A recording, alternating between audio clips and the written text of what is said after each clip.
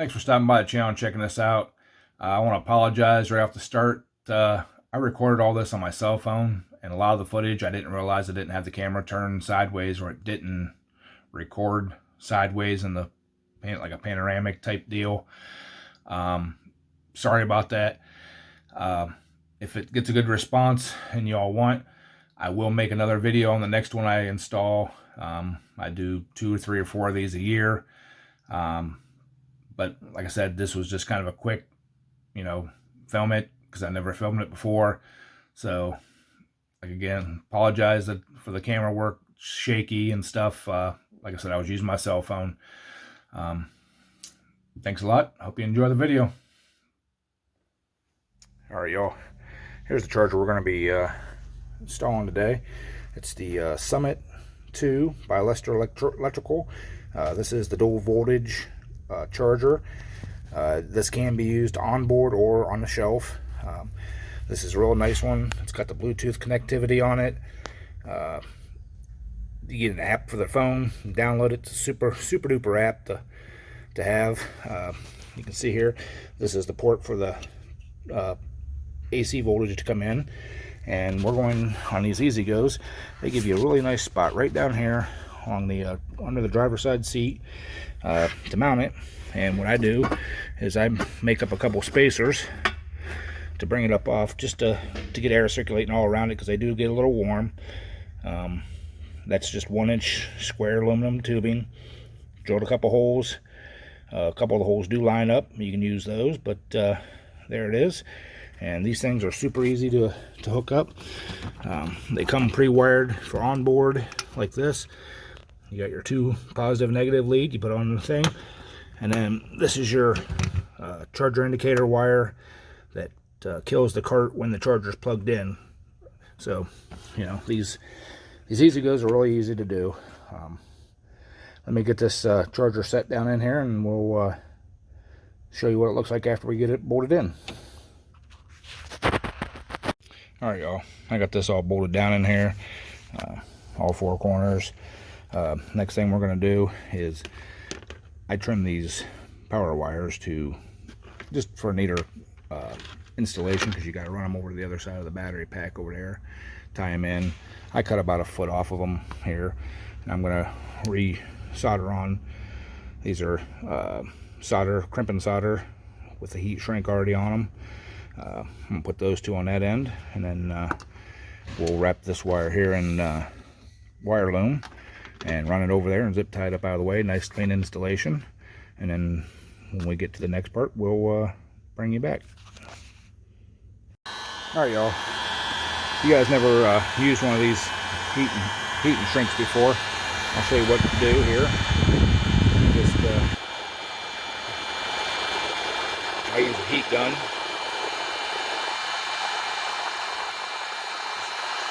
Heat it up, solder it around there.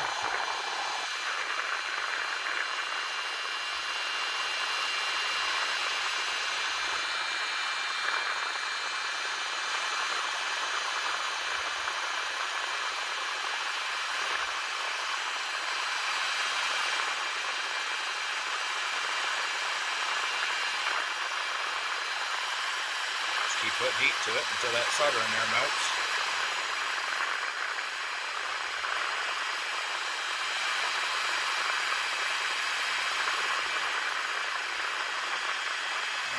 Right there she went.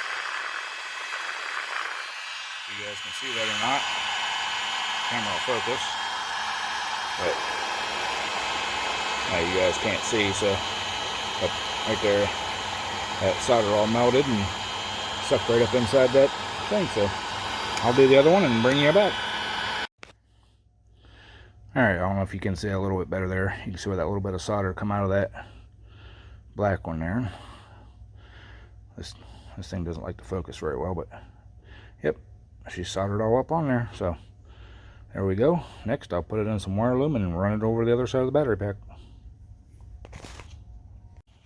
Alright, y'all, next thing we got to do here is we got to tie the blue wire coming from the charger into this blue wire from the charging port. This is the back side of the charging port here. You can see this is where you normally plug your charger into. we're going to take that out. We're going to put this in, and you know, it's got the 110 male connection.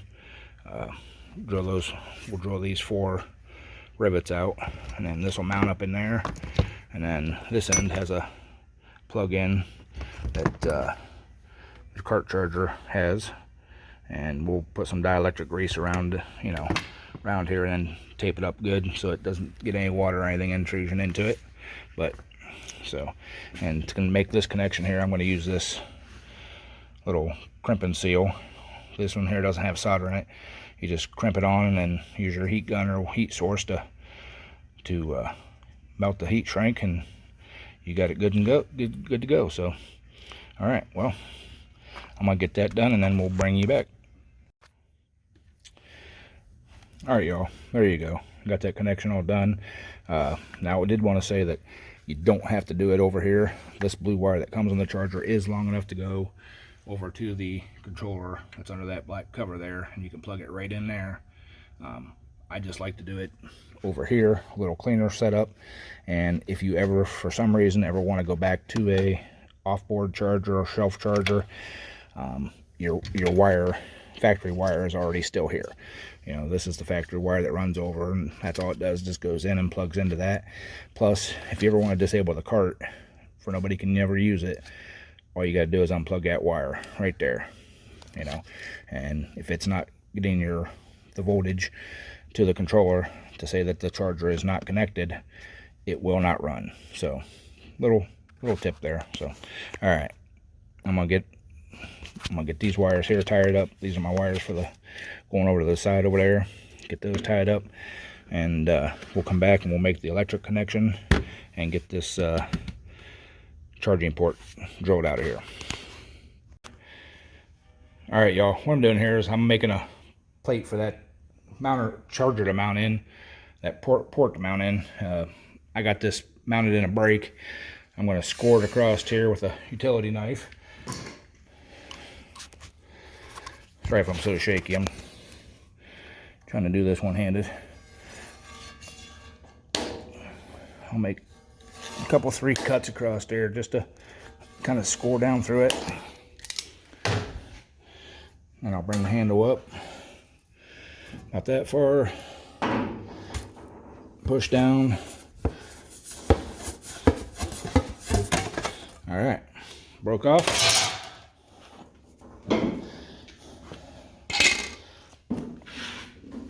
Yep, I lost it. Come here. There it is. Nice clean cut. Now I gotta cut it lengthwise this way, and we'll be done. So I'll bring you back after I get that all done. All right, y'all, I got this all cut out, got this punched out. Now I did use a pneumatic punch.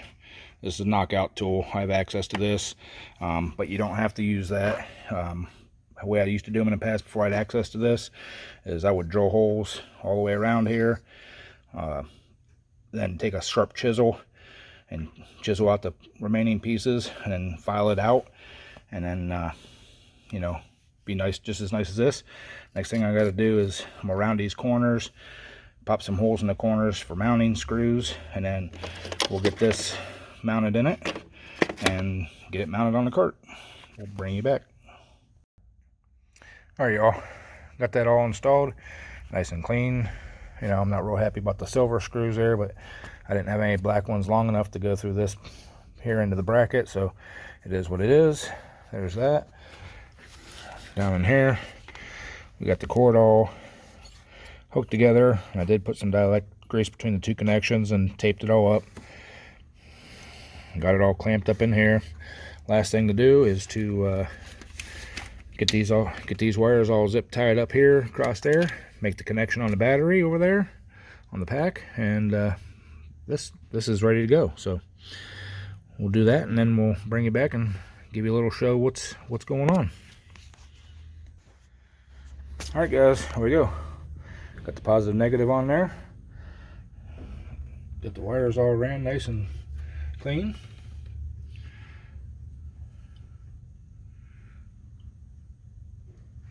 So there you go. Easy peasy.